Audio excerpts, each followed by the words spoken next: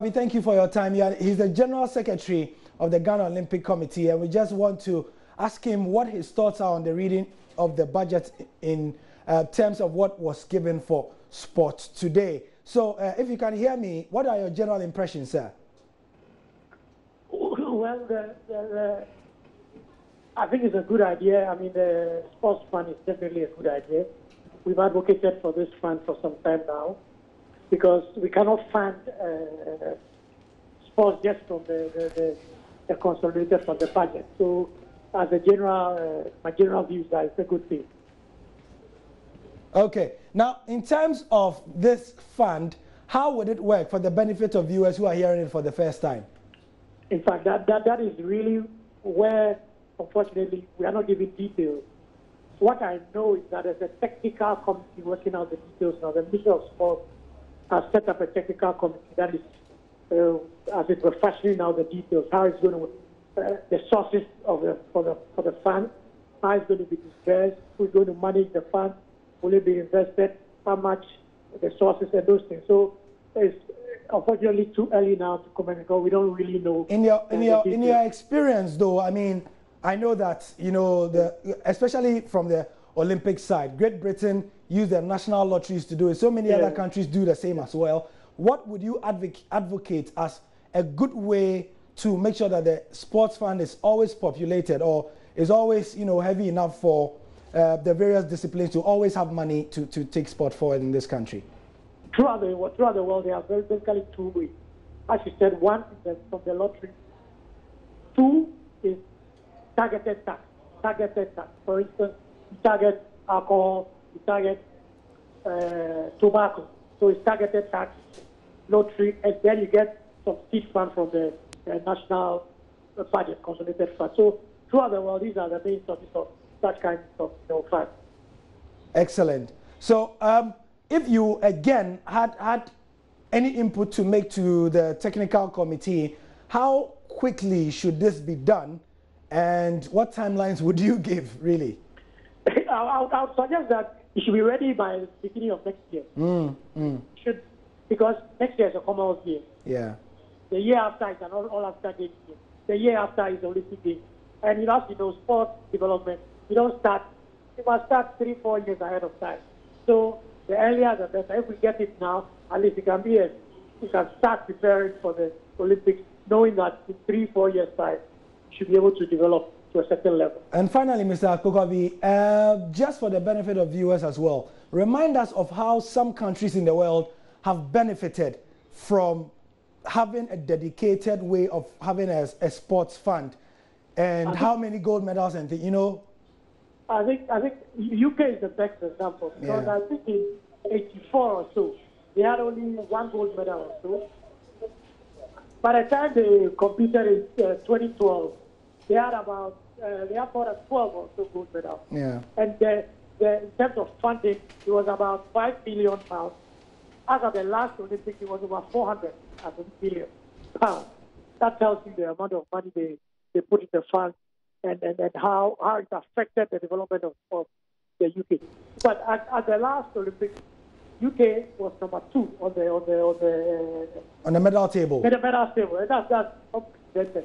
But it's so significant that Australia, which used to be number 2, number 3, was overtaken, and Australia have now tried to also develop the same system to be able to develop their sport as well. Okay.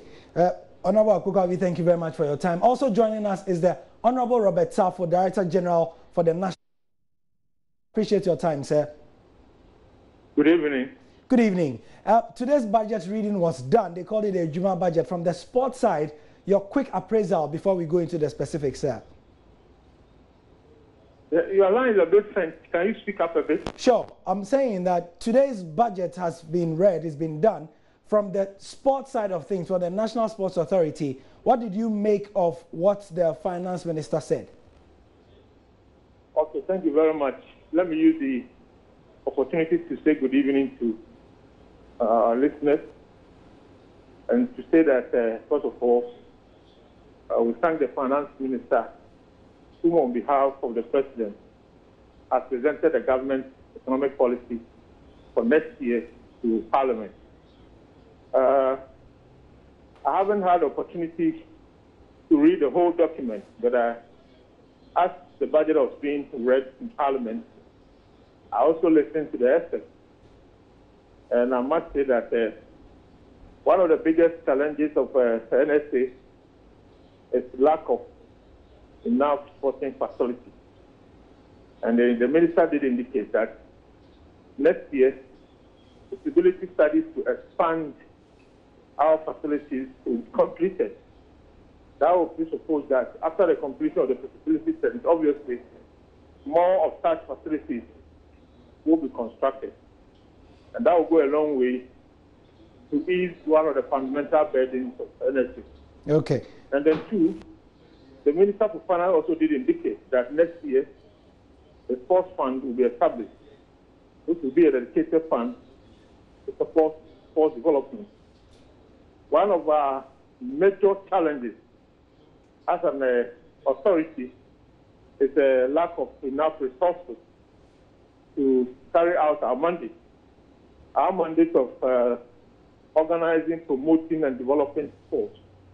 Obviously, there's no way sports women can take this very well without enough resources. Sure. I think that is a very well established point. However, we've heard from Honorable Akpokavi that sports fund can be done the best way through the lottery system that has been tried and tested in the UK and elsewhere. As the man in charge of the policy and the man who is supposed to push this agenda, what are the timelines you are giving yourself, specific timelines, to make sure that before your tenure is done, this is done, sir? But there's already a technical committee in place working towards the establishment of the fund, which was inaugurated this year by the Minister for Youth and Sport. And the committee has done a lot of work. I think it's about fine-tuning the technical document which will be presented to Cabinet for approval. Can you give us a timeline? Because we know a lot of work has been done. But frankly, yes. I don't chair that committee, so I cannot give the timeline. The committee is chaired by the Honorable Deputy Minister for Youth and Sport.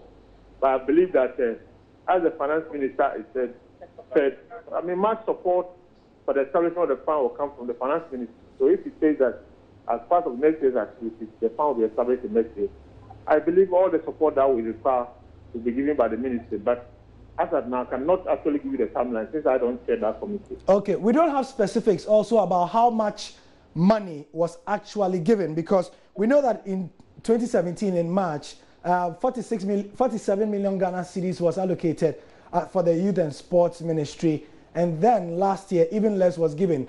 Can you give us how much has been allocated for next year, please?